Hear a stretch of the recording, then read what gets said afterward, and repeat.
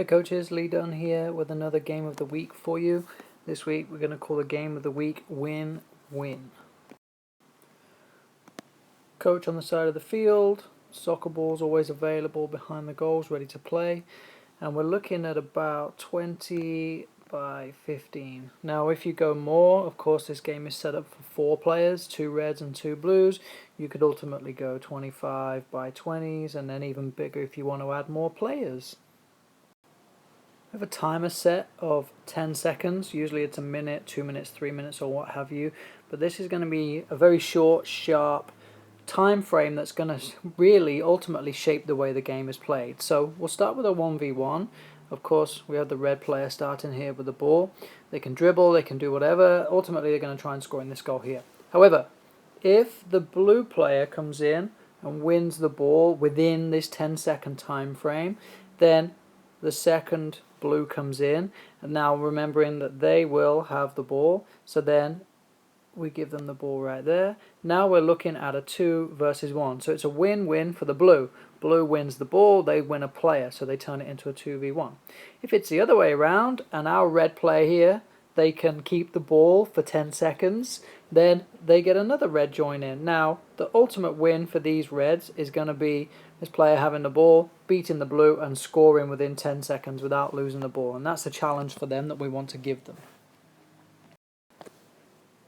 So your real focus on this game is going to be on the red player and what they do with the ball. Blue already have their initiative. They're going to try and win this ball in 10 seconds. If they win in 10 seconds, they get the player. There's their win-win. They're going to go all in. But that means with our red, that gives us plenty of coaching opportunities because we know the blue is going to charge in. There's no way they're not going to play under control to win within 10 seconds, especially considering the personality of your players. A lot of the time they just want to win the ball as quick as they can, and hence a large problem we have in games when they like to swing and miss and show no control and restraint when the ball is in front of them.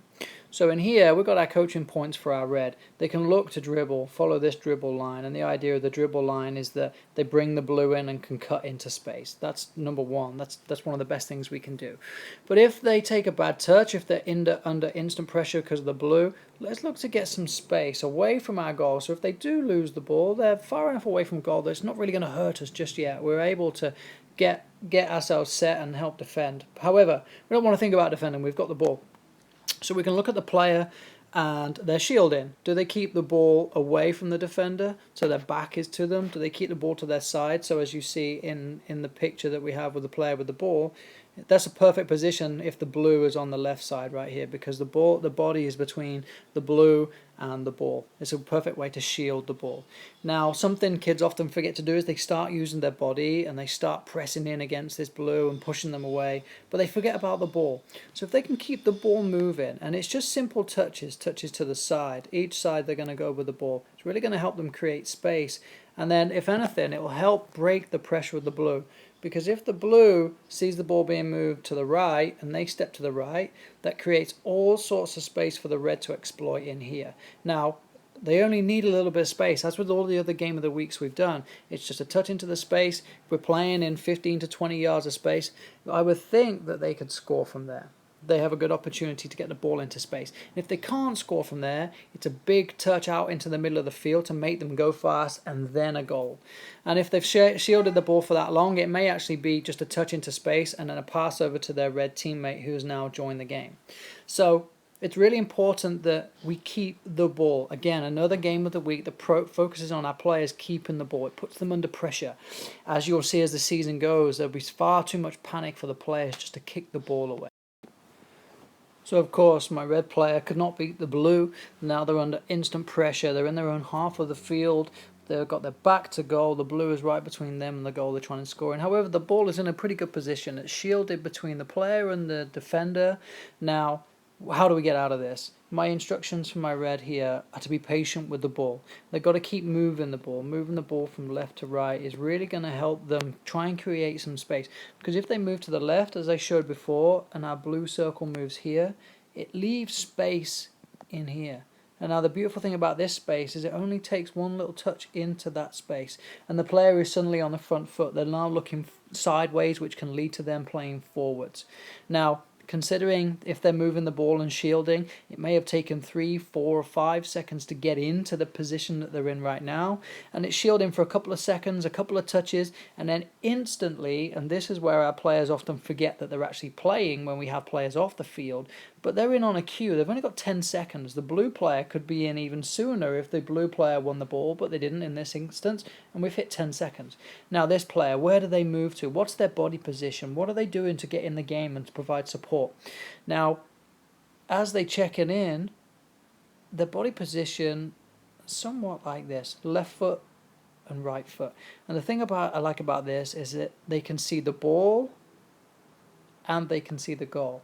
And they're a perfect rebound right there. So as the ball comes in, their touch is going to be ability to take them forwards. This is what I'm really looking for. So this ability of controlling the ball. Often when they stand and face where the ball is coming from, then the touch goes right back to where the ball came from and generally right back to the defender.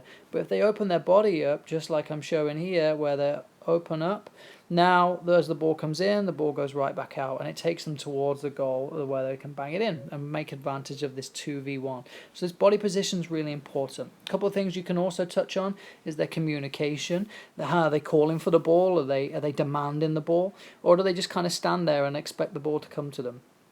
Next thing you can also consider is how deep they are. Do they need to come further back into here? Because a lot of players may just want to run all the way up, and it's harder to score from this angle here. So we're encouraging this body position, again, constant relation to the game. This could be our number 2 that's recovered back into the game to win the ball or to provide support for our player on the ball. So it's just like a real game. What would you do in a game? What would you do? Look at your position. Why would you be in this position?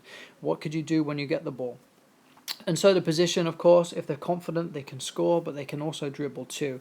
Remembering that the blue was completely wrapped up over here with the red X in trying to win the ball. So that cut to the right, then created space on the left where the ball was then played back in. So they played this way, then they played back into here, into our middleman, and then into the goal. And the idea being that we completely maximize this overload of 2v1. So assuming you'll have more players at practice than just the 4 that have shown up, then I would encourage you to replicate this and have a second field going on. That way you've got 8 players playing, maybe even you're looking at having 6 on each field, so you have 12 players playing. Whatever it is that is going to suit your numbers. And the important thing is that the players are continuing to play. Now, we set a 10-second time limit here, but that's a 10 seconds to win the ball. Now, give them 2, 3, 4 minutes in allowing for rotation. So let's say blue team wins the ball, then the blue team will change players and keep a red on the field. Or the red team can change players and keep the blue on the field. Whatever it is, so they play against someone different. Now, the intensity is not going to be as high. As we look at our RPE scale, you may be looking at a 5 or a 6 because there's elements of stopping and starting. Yes, it's going to be intense for 10 seconds, but then it's going to slow down. Especially once the team get the ball, they may score, they may miss, whatever happens, then it's a case of resetting. So for every 10 seconds of intense play, you may be looking at 30 seconds of rest in between. So we're looking at low intensity. More players, of course, means more players you can get straight into the game and restarting. So if you had 3 players on each, you may have a red right here, so that and a blue right here, so that as soon as these 2 in the middle have played, then suddenly they're out of the game and they're on the sideline, and then these 2 are right back into the game ready to play. Starting positions could be that the player starts with the ball and simply dribbles into the game. They could also receive a ball from the outside. They could also play the ball long and then give it to the blue and then defend against the blue. So there's different little starting ways too that you can then start working on trigger points. So if a player was to play the ball long, then they have to sprint after the ball and get there. Or if the ball comes in from the sideline red here, then how is the blue anticipating that? Are they reading where the ball is going? So you're really developing all aspects of the game on both sides for defense and attack. But remember, your focus is going to be on the attackers and can they maintain the ball for that 10 seconds to get that advantage.